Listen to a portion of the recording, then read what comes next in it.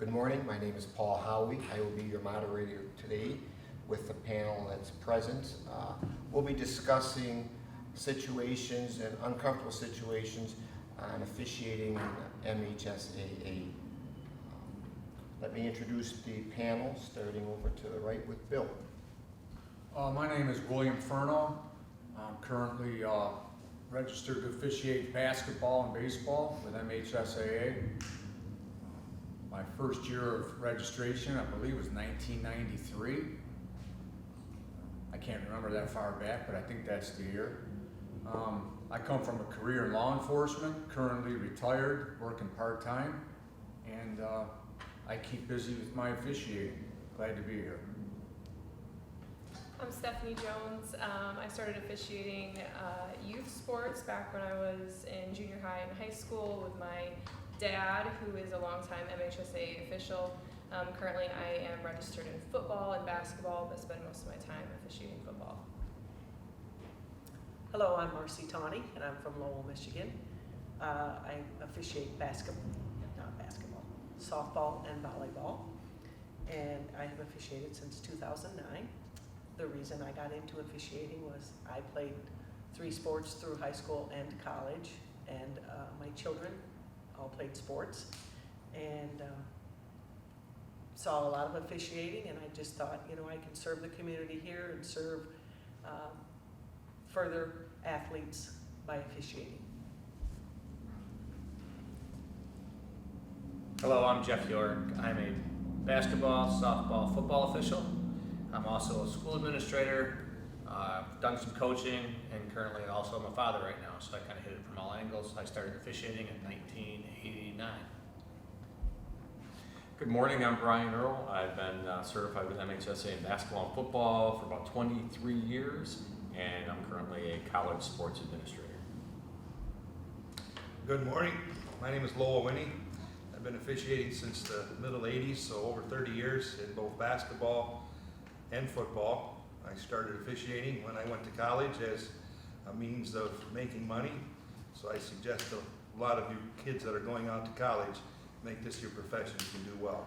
I am a firefighter for 25 years, retired. I'm currently a township supervisor and have my own insurance office. Okay, first question. Adult spectators are a main contributor to driving officials away from the school sports. How should officials handle spectators that need to be removed during the contest, both with administrative onset and when the administrator is not present? We have enough to do on the floor with managing the participants of the game. Spectators are kind of an external participant. That's where I want to know my game management is. If I have an issue with a spectator, I just go to the game management, let them take care of it so we can continue on the floor. I've had 2 situations or 2 approaches to that. Once I've gone, it's been the spectators, and I've gone to the head coach and I've said, Coach, I'm hearing some things from the spectators. Could you please handle that? And he's kind of going, my spectators? And yep. He's like, and he thanked me for how I approached him and just said, I need you to take care of that. And he said, I'll handle it. And the other situation I had was a spectator said something very inappropriate, and actually the head coach addressed it right at that moment. He said, there's not going to be any more of that. Perfect. And so I didn't have to go to the on-site administrator, but that would have been the next step. Okay. I'll just add one thing to that. I think you have to be aware of your surroundings, and if a coach is a bad apple, there's a pretty good chance the players are going to be bad apples and the crowd's going to be bad apples. So when you pregame the coach that's a handful, you need to know where the game administration is at all times, and you can make that request that they be handy and available throughout the game, because it does. Everybody in that arena is a personification of the coach, and if the coach is a handful, everybody else is going to be too. Oh, Great answers. oh sorry, Paul. Go ahead. One important thing is we all had the urge to, when someone responds loud to us, you know, from 150 feet away, we all had the urge to yell back loud enough so they can hear us back. every time I get in trouble, it's because of that yell back. Great point. So the game doesn't proceed or continue until we're ready for it to. So call time, quietly, casually walk over. If the AD's there, address it with the AD. If not, then it's the coach's responsibility. But just avoid that urge to yell it back to you. You know, that's all. Every time I get in trouble, it's from doing that yell. And I would say the game doesn't have to proceed until that person's removed from the playing area. So until they're out of sight, they've gone back to their vehicle, they've gone back into the school, that's when you can proceed with the game. And until that happens, you have the authority to not let it proceed. Somebody will step in eventually and get them taken care of. Great answers, great answers. Okay, number 2, how important is the discussion of handling situations in the officials' pregame conferences with the crewmasters? We had extensive discussions on this prior, so I'll open it up again on the pregame. The only thing I want to say with that is, you don't want to make your pregame so long and say, okay, this is how I'm going to rule on this, and this is how I'm going to, here's my interpretation of the look back rule, and all of that stuff. It's just, if we have an issue, we're gonna deal with it, handle it according to the rules, but don't bring up different interpretations of the rules in your pregame meeting. Pre-game meetings can solve another issue that we talked about. Coaches can have bad days, officials can have bad days. And I think utilizing that pregame for that half hour, 45 minutes will wash some of that away for us as officials. We'll kind of get into game mode, we'll kind of let that stuff start to roll off our backs, and we're kind of mentally getting into game mode with that pregame. So I think it's important that we do that for that reason too. I guess I'm talking pregame meeting like at the plate. Oh, okay, you're talking to coach. With the umpires and the Good two, clarification. that needs to be concise. Yep. And not a discussion of how I'm going to handle these No, rules. because that gets back to coaches, you spend too much time with one and not the other. Exactly. It's almost like they have a timer going on. They do. So you want to make sure you keep that equal and keep it short on both sides.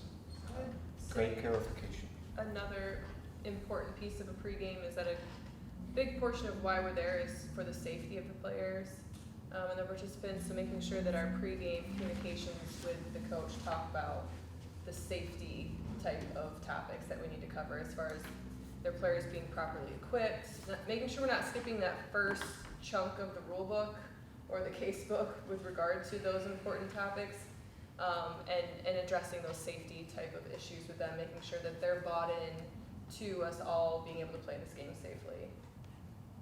Great points. So synopsis, pre-games are absolutely critical. They'll eliminate, I'm going to say 95% of the issues that happen during the game by communication and following proper pre-game procedures. Okay, let's go to third question.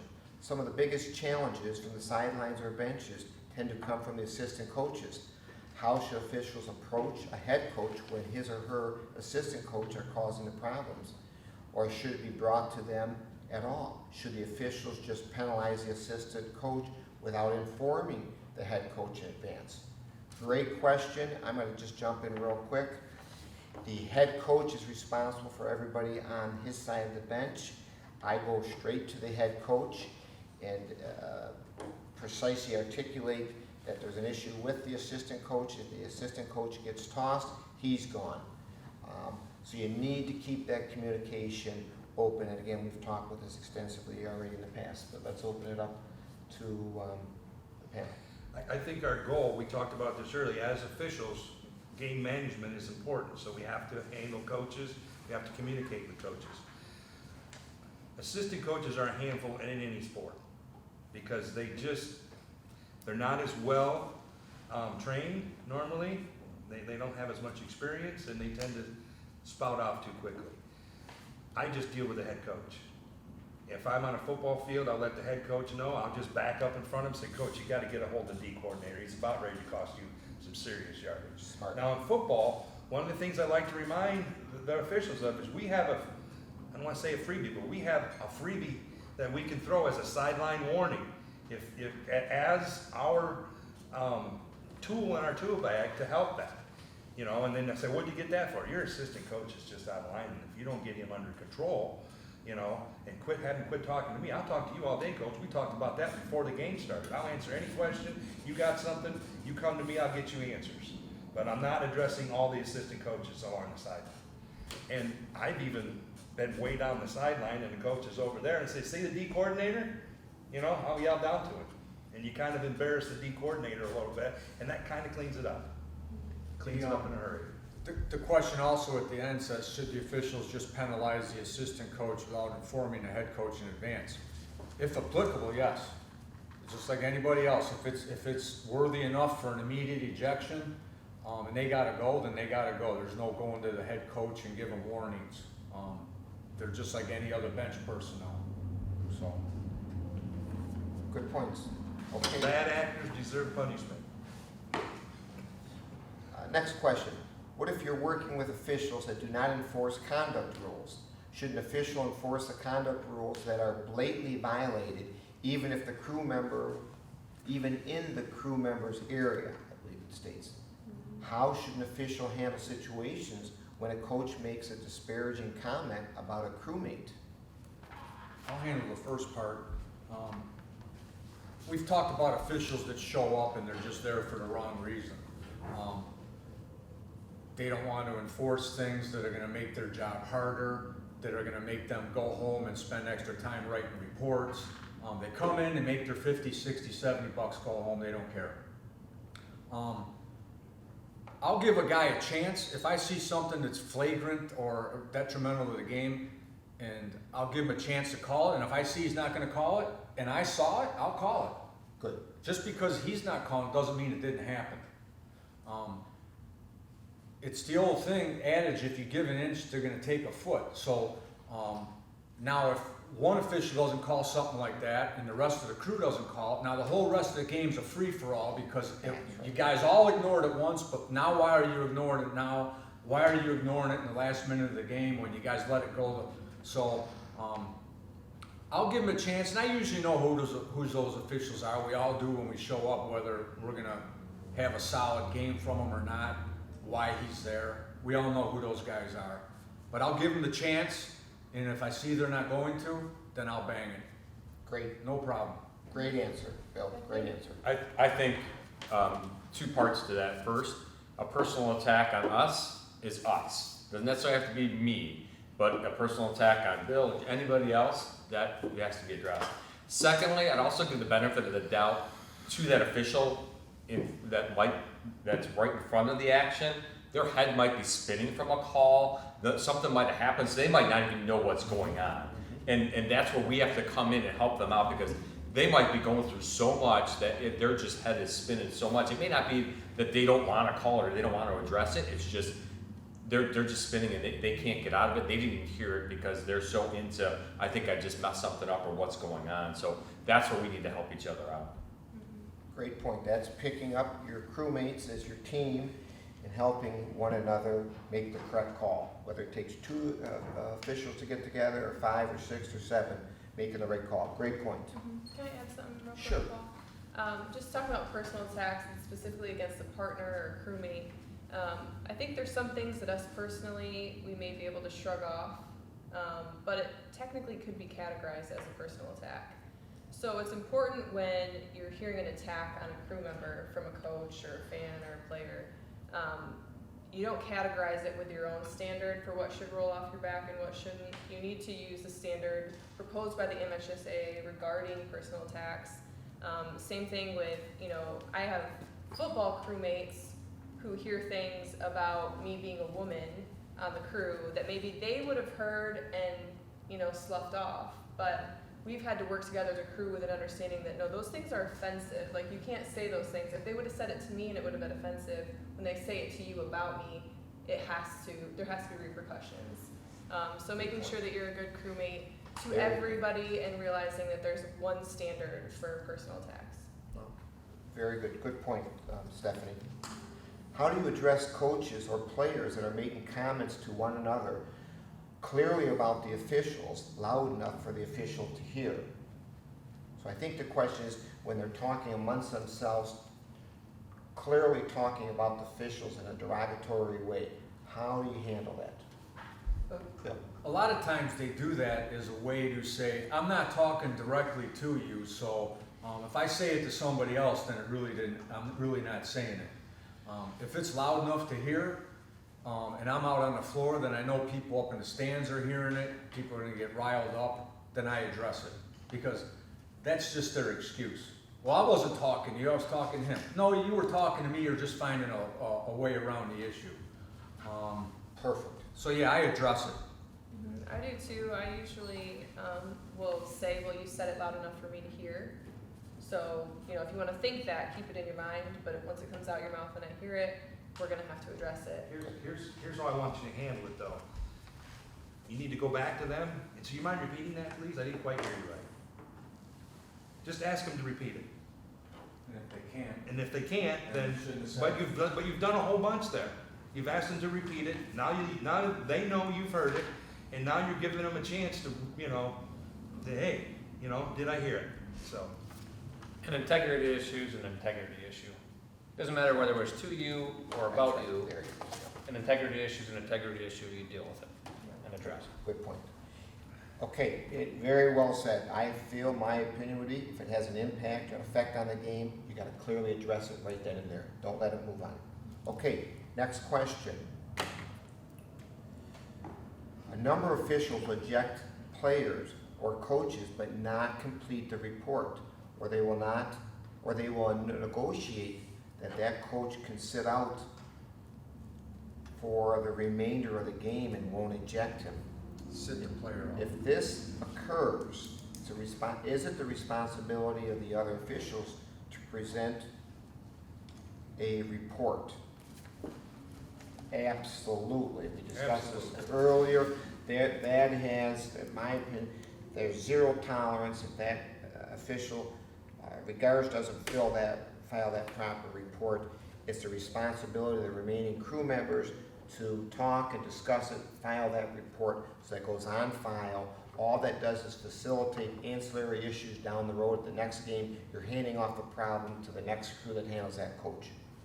Other panel members. I think it's, because and a lot of us now, we work for the signers or supervisors, we don't come, they want to know what's going on too. So we've got a course of action to take place after the game. I'm calling, this is what happened, Brent's gonna fill out the report, so now everybody knows that if we don't see the report within the time frame that's allotted to us, then we have an issue. And again, we talk about copying on emails, making sure that it's, look, I submitted it, guys, here's everybody, this is what I wrote, now we all know, cross it off the list, our job is done. But yeah, we need to check our boxes. I mean, if you don't wanna fill out the report, then, you're not gonna do your job, and this is part of the job. The other thing in this question is if we're working with somebody that does that, we better have a serious discussion with them, because he's making our job miserable. That's right. Personally, I've never worked with a guy that's ejected a player and told him he could sit on the bench. Now, is it an ejection or not? Yeah. Do we even have an ejection? Right. If you're ejected, you're ejected. You're removed from that game, from that sporting event. You are. I mean, I don't even know if this is technically an ejection. Yeah. Other than telling the coach, hey, I don't want him on the floor anymore. Yeah. You haven't ejected him. That's a great point, Bill, because the way that the question is structured, to definitively answer, if in fact an official ejects someone prior to the start of that game, that individual, that player must be removed, and or coaching staff member must be removed from the said activity. No if, and question. I mean, it's going back to that black and white. And that's what we would assume. Yeah, I would add that we shouldn't be negotiating with the coach after there is an ejection. So make sure, they're always going to come up to you and try to approach you. I mean, like, not comparing coaches or administrators to kids, but it just brings me back to, like, my children, and, they do the thing that gets them in trouble and gets the tablet taken away, and then, they behave well for 10 minutes, and it's like, can I have the tablet back now? Like, I was good for 10 minutes. And so it's just like, it's your natural instinct to be like, does he have to sit out? Like, this kid's really important to our next game, They're gonna do it. You just have to be prepared, be ready for it, that, it's not up to me. I'm gonna submit the report, leave it at that. As far as the report goes, we have a job to do. That's a rule, we have to do it. As far as officiating a game, there are very limited circumstances in any high school sport where we can just say you have to sit down for a while. There are a few, but you're either ejected, or we don't have the right to tell a coach they can sit down for a while. Right. We have so many things in our control that goes by the rule book. We either eject, or it's up to the coach to deal with it. There's no in between with that. Great clarification. Actions have consequences. Yeah. We're not, putting them in that situation. They did it to themselves. That's right. Yeah, ejections in MHSAA, I'm assuming were put into the books to teach people how to correct their behavior. The intent isn't to let them not play the rest of the game. The intent is to correct their behavior so it doesn't happen again. Right. So, Right. like everyone's saying here, if you don't follow through, there's no consequences. Yep. Okay, very good. Great answers. If a situation arises with a non-coach administrator of a school, example, principal or superintendent, can they be ejected? And who do we contact? The assigner or the school or MHSAA? Great question. I think the answer is yes, and you contact all of them. Absolutely. It's yes cubed on that one. It's yes, because the more people that know, if you had to do this, then again, it's correcting the behavior. We're not allowing it, so the next crew that works that venue knows that, okay, it was handled, I understand that, so they don't have to deal with it, because if we don't handle it on week 1, then we're kicking it down to the crew that's gotta work week 7 has to deal with it, and that's not the intent. Has anyone here ever thrown out an administrator from a contest? I've been close. I've written one up to a principal when I was working middle school games, and I warned the athletic director. And I was on that game the very next week, the exact same school. I showed up, looked at the athletic director, and he just looked at me and said, and sat down. There you go. So I've been close. Then it worked. Yeah. Bill, good question. Same scenario. I had a superintendent that was on the field, made it very clear that he was the superintendent and the AD, and went over and had a little discussion very calmly, made it very clear, and then I went over to the head coach and said, one more word comes out of him, and he's gone, and you're gonna have a 15-yard. The following week, may have been 2 weeks, I had the same team, and I had an apology come over from him. So it does work, and we should not be making exceptions. We need to follow through, because all we're doing is giving our future or other crew members an ancillary issue to take care of. Nip it in the bud right then. Great job, guys. Hold up real quick. 2. Okay, next question. What things can officials practice away from game day that will help prepare them dealing with the challenging players and coaches? Good question. Go ahead. I was just gonna say, I think we all, in whatever our professions or background or outside of officiating life is like, we're experiencing interactions with people where maybe we don't agree, there's conflict. I just think you can try to walk this out in your everyday life. You're not gonna be able to constantly be in conflict with people outside of officiating and then step foot on the field or the court and all of a sudden snap your fingers and now I'm good at dealing with conflict. So I think you have to be able to experience that in your real life. You know, if you have the opportunity at your employer to practice delivering bad news or telling somebody something they don't want to hear, those are really great practices to talk to coaches. And so any opportunities you have for those types of things, I think will help prepare you. I wrote on here again, read the rule book, okay?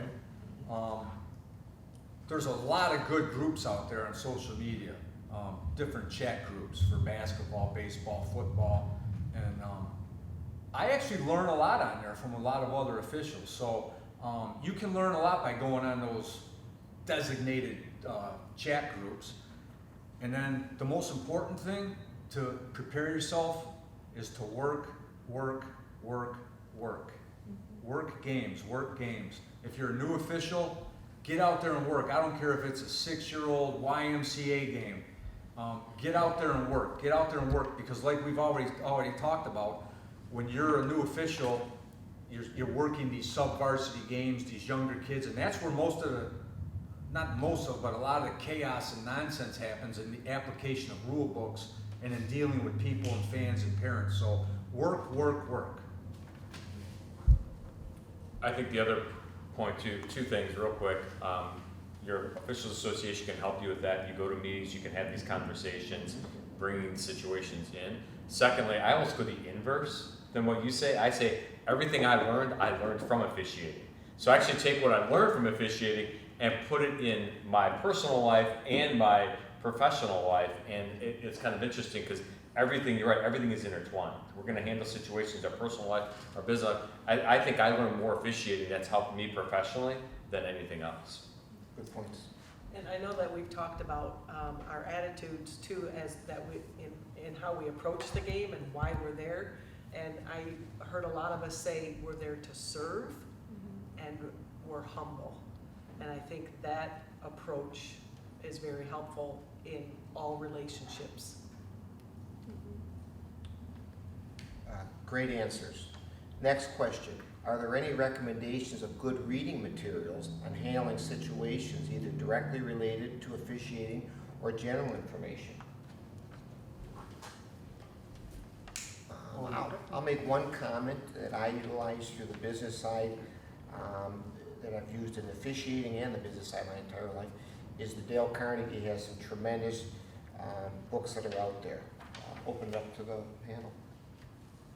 Well, we talked about reading the rule book and the case book. Case book and then rule book was the order that you prescribed. And then books on conflict resolution, mediation, and then you had one.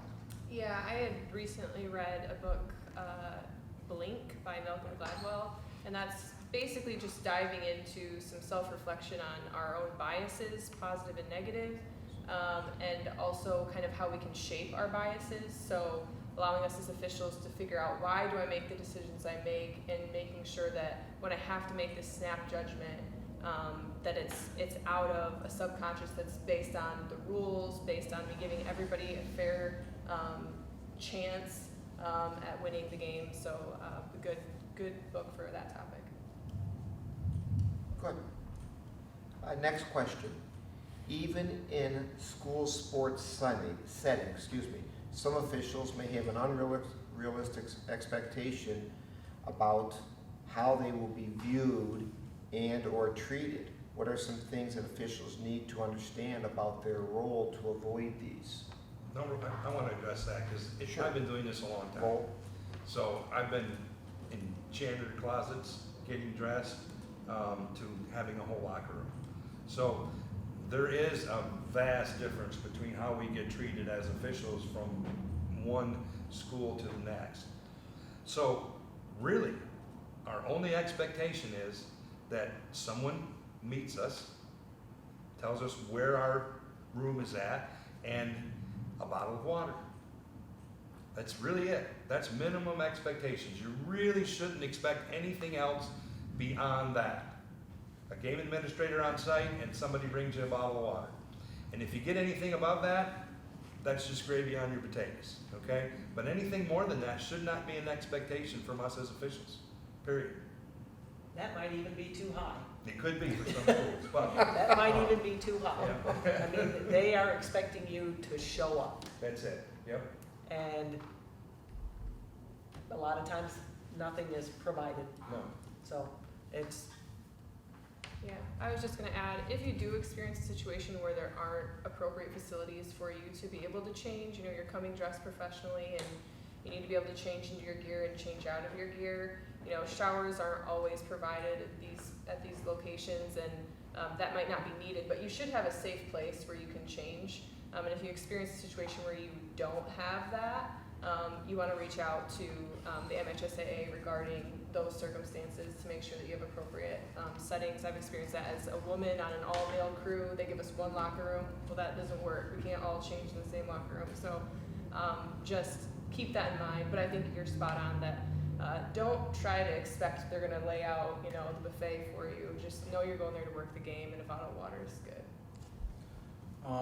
The other part of the question expectations about how you're viewed. We talked about how you're treated. People come to see the game and the players, okay? They don't come to see us. You know, and I went through this when I was an umpire, or a brand new umpire official. I walked down the floor and thought, man, this is my world. Everyone else is just taking part in it. Especially coming from a law enforcement background where I always had the final word and final say.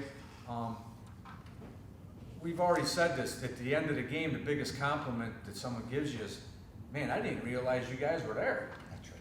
You know, the game went smooth, no arguments, bunch of great calls, no controversy. So we're not the stars of the show. Right. You know, we're just participants. Great point.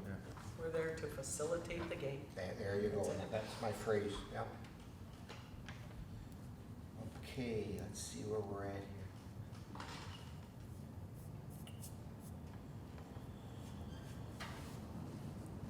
What things can officials practice away from the game day that'll help them prepare? Did that. We did that one already. That's It's one underneath it. Yeah. Tips on body language and nonverbal habits. Expectations of you. We already did that one.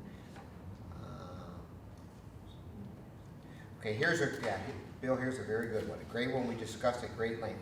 What are some of the panelists' tips on maintaining good body language and nonverbal habits, even in the most challenging situations? I'm going to open it up to the panel first. This is a great, great question that will facilitate the confidence, selling a call, and everything. Bill? Well, we talked before the panel started about your appearance. So in law enforcement, fire service, law enforcement, I'm sized up immediately by how I look. If I walk into a place and I go to a call and my uniform's all ruffled, or my shoes aren't clean and my gun belt's hanging off me, or I got a big beer gut, that's when the guy who doesn't know really what he wants to do or how he's going to act starts making the decision on how he's going to treat me. So it's, you know, officer presence is the first criteria that people judge you by. So it's the same with officiating. You know, that's one thing we can all control. We can't control a coach yelling at us. We can't control a fan being upset by a call or a player being upset by a call. But we can prepare and control how we look, what kind of shape we're in, and getting the game off or the contest in the right direction. All of that, your appearance, how you present yourself, exudes confidence. And when you feel confident, then you act confident. If you exude non-confidence, then your actions on during the contest are going to exude non-confidence. So it all starts with taking pride in yourself. If you take pride in yourself, then you've probably taken pride in reading the books, doing games, learning about officiating, learning about the sport. So it all goes hand in hand. One thing shows that you probably have pride in all of your work, not just part of it. Great answer. So some of the body language that is very evident when you're a base umpire, because you're pretty visible out there. You never want to stand with your hand on your hip, or slouching, or looking at the sky. You want to be focused on every pitch, on every play, either in a slightly crouched position, focusing on what's going on. Because I've just seen, even when you're standing and there's nothing going on, if you're standing out there like this, then people just have that perception that you don't want to be there, you don't care, you want to go. With conflict, a lot of times, again, you don't want to come up to a coach with your arms crossed, as you mentioned several times, Paul. Hands should be down, maybe behind your back. Nothing that's communicating aggression. And sometimes, like I've said, you come shoulder to shoulder versus face to face. And again, you're going to keep your hands down. There's not going to be, any of this or those type of motions. But again, eye contact is always very critical. I think the other piece too is the non-calling official to remain just kind of stoic through the whole thing. Even if you know, you saw in the corner of your eye that it was a block and they called a foul on the you can't go, you don't want to remain stoic. And obviously the same thing goes when there's an injury on the court, we kind of get together, make sure we're just maintaining that. We're not telling jokes or what about the person in row 8 or whatever. We're just watching, make sure that the injured player is dealt with properly. Just maintaining that stoic behavior as the non-calling official really helps make us all look better. Excellent point. Two things. Everyone has a personal space that we don't want invaded. That's in an office setting, an educational setting, on the street, in the store. If you don't have to, don't invade someone's personal space because nothing good happens from it. It's just a natural instinct that when someone's natural space is violated, that attitudes and things start changing. Aggression, they feel like the person's being aggressive. And your body language, we've talked about looking a coach in the eye, looking at them when they're talking to us. There's a thing called active listening. So if someone's going to talk to you or ask you or tell you something, actually listen. And we can exude active listening by nodding our head, opening our eyes, shaking our head up and down, using our hands to acknowledge we're hearing what the person's saying, and give feedback when appropriate to be involved in active listening. So yeah. Great point, Bill. I had sorry, one go thing to add. I feel like our body language is most judged during downtimes. So it's like when you're being judged to some degree how you move and how you run on the field or on the court, but it's downtime. So that's when you have to be most aware of it, when you're not moving or you're stationary, where your eyes are, where your focus is. If you're having a hard time focus, like in football, we have our little notepads, and might be writing your grocery list, who knows, but you're like focused, that gives the perception that you're in the game, you're not just, looking through the stands. And then with an injured player, this is one scenario that I try to be very aware of, and maybe, if you notice crewmates that don't do good at this, like we shouldn't be huddled up and laughing as a crew while we have a player down waiting for an ambulance. Or you have a player down with, medical staff there. So make sure you're very aware, intense, that stoic type of look is appropriate, hands crossed in front or behind you, or down is probably the best case scenario. Great point, Stephanie. And then I'll finish up with the nonverbal as well. On critical calls, guys, be confident. Long pass, you see that it skips off the turf kind of at a funny angle, but the guy catches it. Run in there, make the definitive call. Confident, point down, no call, nice and crisp. Don't go in and just go like this. Be confident, sell your calls. Be confident on what you're doing, and again, that's body language and non-verbal body language, especially, Stephanie, great point.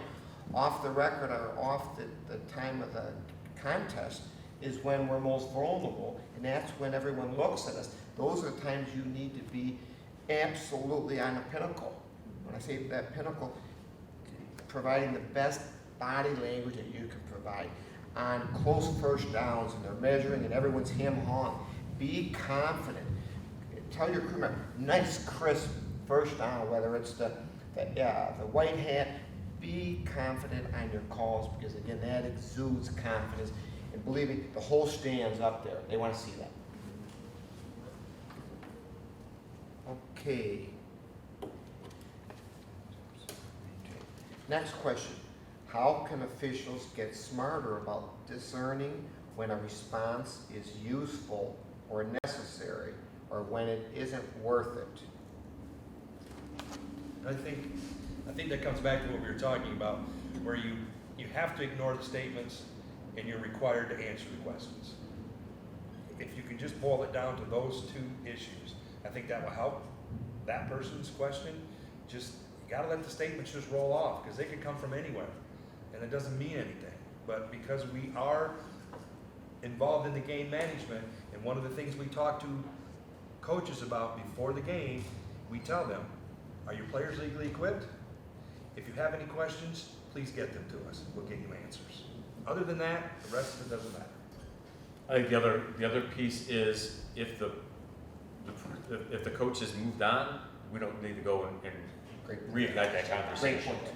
You know, if you know, we say, hey, you know, Lowell made the call, I'm standing in front, hey, Lowell's gonna come by in a basketball game, he'll come by at some point and be in front of you, coach, you know, ask your question to him on that. And by the time Lowell gets over there, if that coach is already done, he's already moved on, or she's already moved on, then you're not gonna re-engage, hey, I made that call, no, because that's just gonna, you know, it's like inviting the ex to your next wedding. You know, you don't wanna do that. Great point. Also, we gain success by our successes and failures. So we all remember that one thing we said that just sent things crazy, or the thing that we didn't say that calmed things down, or the things that we said that made the situation better. And for young officials, watch how the older officials, more experienced officials, manage the game. I mean, you're going to learn bad habits from bad officials. You're going to learn great habits from great officials. So if it's not your call, watch how it's handled. You know, you have other responsibilities, but pay attention and take the good things with you and leave the bad things behind. And just back real quick, we're trained, if the coach is coming out with, you know, they're questioning your judgment. You know, I think you guys blew that at first. Oh, you guys missed that so bad, blah, blah, blah. Coach, what's your question? Well, I think you blew it. Coach, that's not a question. Great We're point. playing ball. Great point. Definition, great point.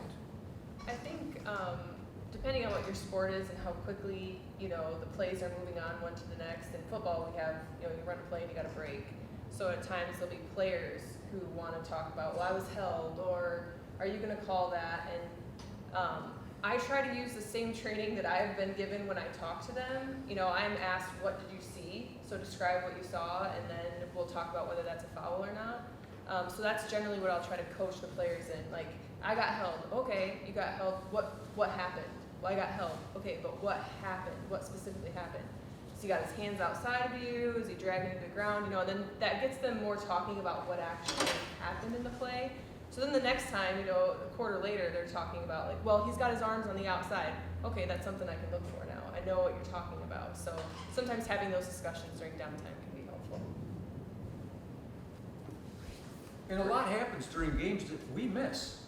Sure. And a lot of these times the players are saying something that's happening. Sometimes it is, but there's so many other things going on in the game, you don't see everything all the time. So they're not being disrespectful. They're saying, you know, a lot of times a player does it appropriately. Hey ref, man, you know, it's called a SH blank blank sandwich, right? We all know what that is. So, hey ref, you know, I know you got a tough job, you're doing the best you can, but, you know, this is, you know, hey, if you could, and then he finishes it by, if you could just keep an eye on it, I'd appreciate it. So we call that a blank blank sandwich, right? So, you know, a lot of times they're right, and they actually help us out. The good athletes can help us out in the game. Sure. Don't ignore them. Sure. But that's the point that we made earlier here. Everybody wants to be heard. All we gotta do is listen, and things get better. Just be a good listener. Don't even necessarily have to give them an answer. Just say, you know what? I heard you. Thanks. I hear you. Yep. Thanks. Yep. It's good. Good point. Those are all great game management. Officials are asked to be thick-skinned, but what are some of the things that cannot be ignored regardless of the circumstances? Again, we touched on this earlier. They're specifically talking about getting ejections. Go ahead, guys. I'll start. You know, we talked about the cuss words. We don't really want that out of us as officials. We don't really want to hear that on the court. But I said the worst three-letter word, the worst cuss word is the three-letter word, you. Y-O-U. When they say you, now you got to be thinking, okay, what's coming next? And now they're coming after me. It's not the shirt anymore. You know, it's not the call. It's not this or that. It's you. So if they come after you, you made the comment, it's also us. If they go after one of your teammates, one of your crews, that has to be included too.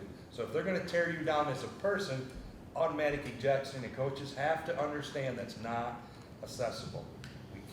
Acceptable, not accessible. That's not acceptable. And as we start to train some newer officials coming in, coaches have to have a clear understanding that that's not acceptable. You can't come after us personally. Guys, great, I agree, Lowell. And the MHSAA has done an outstanding job on putting specific ejection rules in our book. And you can look at the case law with it, the case book, utilize that, know the rules, know when there's zero tolerance. We have all the tools in our back pocket, and as everyone on the board has said, look at that rules book, look at that case book, understand when you utilize those ejections where there's zero tolerance, and we've got them to use them. They're put in forth by MHSAA to make us better officials. And please, we were doing a disservice if we don't utilize those zero tolerance. And make sure we actually use them, right? So if we're having situations where you're experiencing a player or coach taunting, Sure. anything that is derogatory or is the personal attack situation, let's make sure that we're actually using an ejection and then submitting a report for the ejection. Those are automatic scenarios, like, sorry, you crossed the line, you threw the tantrum, now you're done. Let's try to avoid, like, trying to coach them down from those situations and then utilizing like the sportsmanship reports and things like that, where really we're describing to the MHSAA a really bad scenario that we probably should have just ejected, and we should be submitting an ejection report as opposed to a sportsmanship report. Yeah, with the tools in place by MHSAA, if you use them and use them correctly and appropriately and in the timely manner like you're supposed to, then you'll have the backing. That's right. Then you know that they have your back. And when you're doing the reports, even though I said I haven't done a lot, be specific. If say what the kid said. Don't beat around the bush. Don't try to lessen what happened in a report because you're afraid to write it or you think you might offend somebody. Put it in there. If that's why the kid's getting booted or the coach because of specifically doing or saying this, put it in the report. Good point, very good point. Yeah. Okay, good. We're down to the last 3 questions, guys. We apologize, it's been a marathon, but they're all, I think, excellent questions. Interaction between coaches and officials away from the playing surfaces seems to have diminished. What ways can we provide more communication, interaction, discussion amongst coaches and officials?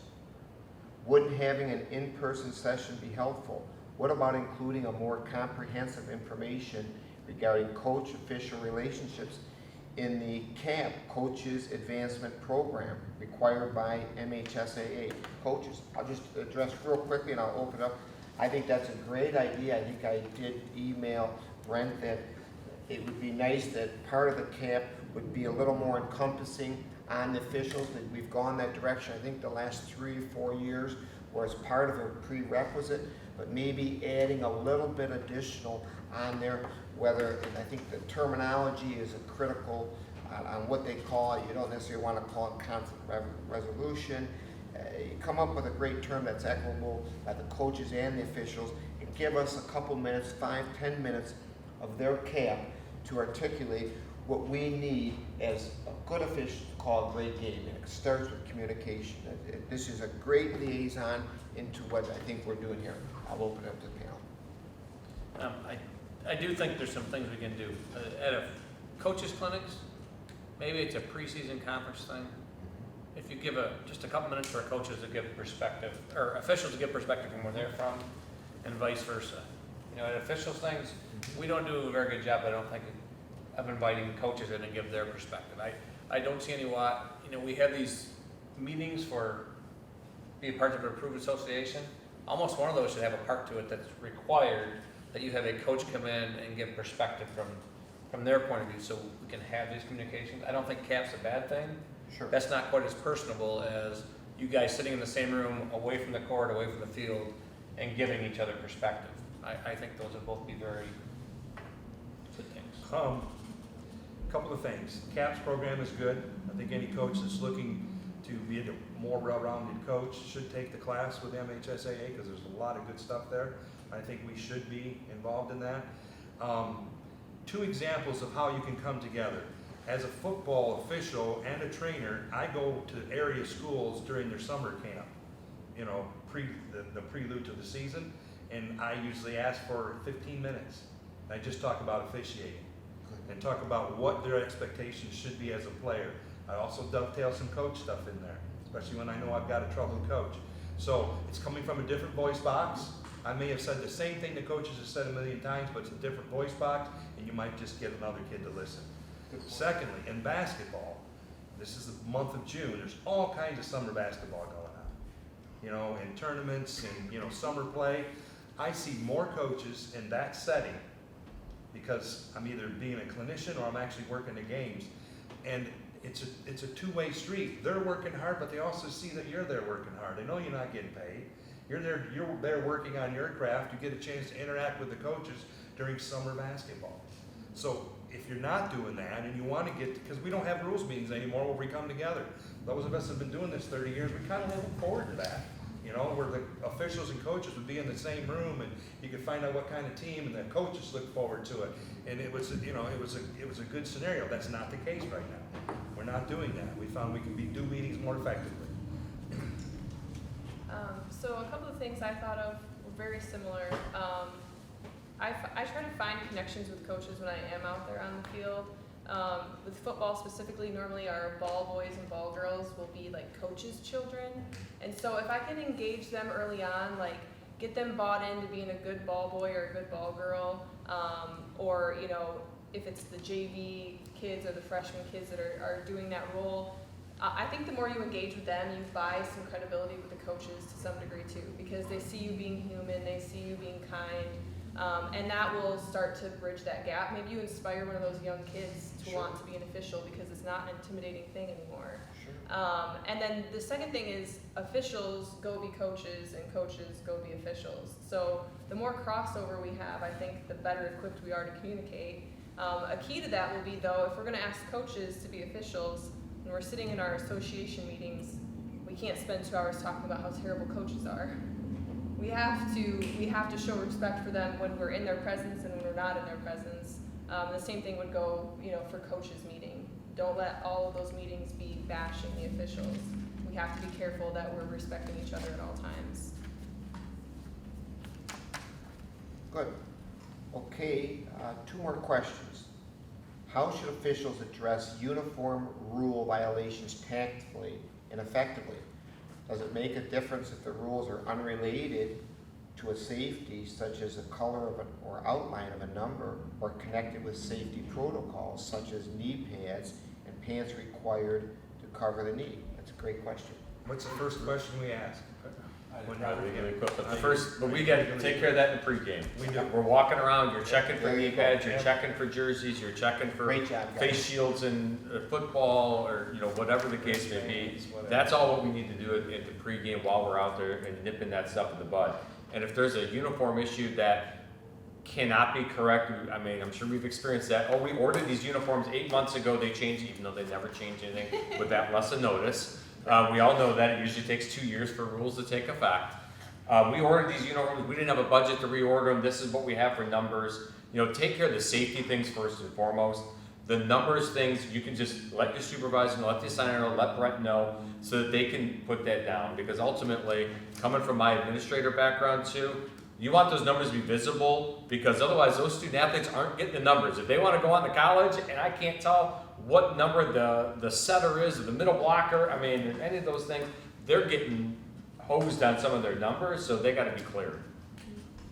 I would say the same thing goes for the playing field, making sure the Yes. playing field is safe, but things aren't always lined. I mean, in football, we're playing on a lot of like artificial turf, like that type of stuff, where they can't change the lines once the field's there, right? So some of that stuff isn't perfect, you know, they don't have the white as wide as it needs to be, and you're going to experience that depending on what facilities you're at. So making sure that it's safe to play. Now we have a thumbs up to go forward. If it's not perfect as far as what it needs to be, then we let the MHSAA know and administration know. Covered.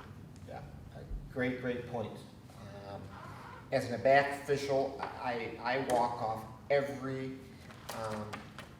pat line, and you'd be surprised the number of pat lines that are off by a yard or more. Every single one, I still walk off, even the turf field ones. Some of the turf fields, believe it or not, are 6-8 inches off. That's just how they are. So if they're off significantly, just communicate that to you. They set the ball, and then both sidelines know. First thing I do, hey, this line's off by 1 yard, this is where the ball's gonna be set. Communication. Okay, Yeah. last, I'm Sorry, I just wanted to add real quick, I Sure. think we all said that, but safety is the first priority. Other extraneous things are not as important, like with, again, back to softball, I care whether those bats are legal. That's Sure. that's a point for a reason. I do care whether the sleeve that the pitcher is wearing, it has to not be the same color as the ball, because that makes it difficult to see. I care about that. That's a thing that needs to be cared about. Do I care whether, whatever, other things that are not safety, you know, do I care whether the foul line goes like this? Okay, it makes my job a little harder, but if it lands inside the line, we're gonna call it a fair Both ball. teams are playing on this. Both teams There are you playing go. on it, exactly. And if So- it's covered in the pregame, everyone knows. Yeah. Right. Great point. I think we're all in agreement. Safety number one. The others are ancillary issues as far as the uniforms. Okay, last question. How should officials proceed enforcing rules when there are so many inconsistencies from week to week, and it's often easier to let the rules slide rather than enforcing them? That happens all the time. First, rules are rules. You can't change them, you can't manipulate them in your favor. You can't call them or not call them to make your day easier. Rules are rules. All you can control is your game. Whatever the officials did last week, that's not your problem. Your problem is the next 60 minutes or 2 hours. The coaches all the time, hey, you know, last week, you know, that ground rule over there, we just let the player, and I actually emailed Brent once. I had a college coach in a pregame at home plate. He says, that out of bound area over there, the way we've been playing it is if the player catches the ball, we allow him to take 2 steps in and then he can come out and continue playing. Me and my partner kind of looked at each other going, what? And the other coach was like, hey, that's okay by me, and shame on me because we didn't correct it, but it happens all the time. The coaches will say, hey, well, this is how we did it last week, or, you know, the other guys let us do this. Rules are rules for a reason, and we're supposed to enforce them. Comes up all the time. I think the biggest thing too is if you have any of those situations arise, you're contacting your supervisor, you're contacting MHSAA, because now a lot of our pre-games as the season goes on are emails from Brent, emails from your supervisor saying, okay, this is what needs to be addressed that hasn't been addressed. Like, this is what we're hearing. We're hearing that week 1 to week 2 that this is not being taken care of. And the only way that, you know, we can correct it and be consistent is if we're reporting like, hey, we're at this school, they're saying the second tree is, you know, whatever the case may be, like, well, we need to come up with some uniformity. And that's the way we get it, because the supervisors, the assigners are the ones that are getting, hey, these are all it, this is what we're doing when you're at location B, deal with it this way, so everybody's on the same page. And I think coaches, part of that question is not just the safety of the playing field, but the different philosophies officials have between one crew and the next, and it frustrates coaches. So I think one of the things we talk all the time about at training meetings is trying to get to that consistency where everybody's calling the same things, you know? And it's hard because it's individuals, but we have to try and get to that point. Now, how do you address a coach who brings it up as an issue and says, well, I don't know what they did last week. This is the rule. This is what we're going to do. Okay? And then we go back to our association and find out who the guys were the previous day. Hey, you're making my job hard here, you know? So we do address it eventually, because that just is bad for all of us when we got inconsistencies out there. Yeah, a good pregame, I've had it numerous times when I'm working basketball with a guy, and you have too, where the guy will say, hey man, I've done this team 3 times this year, and they like to play this way, you know, they pack it in, or they play this type of zone, or they swing the ball around, and, you know, we start talking about ways that the game's gonna be officiated based on past performances of teams. Are they a physical team? You know, knowledge of the way a team plays can help you too. I was just gonna add that, you know, the practical application of a coach coming to you and frustrated with inconsistencies of how things have been done, or maybe in pregame you say, this is what we're gonna do today, and they're like, well, that's not how we've been playing. I think an apology or a sorry goes a long way. I would normally just say like, oh, I'm sorry, that's how it's been today. This is how I know to do it, and this is how it's going to go today. We can chat afterwards. But sometimes that will calm them down a little bit. They're not expecting you to apologize for them for inconsistencies. And there are inconsistencies from game to game, week to week. I understand there's also some gamesmanship that goes on. So your crew may have called it the exact same way you did, they just don't like it. Yeah. So we're trying to do a little bit of gamesmanship here, so we have to just stick with the game we have on and not worry about that as much as we can. Understand that it may have happened that way, and it may very well likely not have happened that way. Yes, Great point. coaches tend to say, oh, that hasn't been called all year, you're Right. gonna call that now? Right. Yep. Great point, great Yep. point, great point.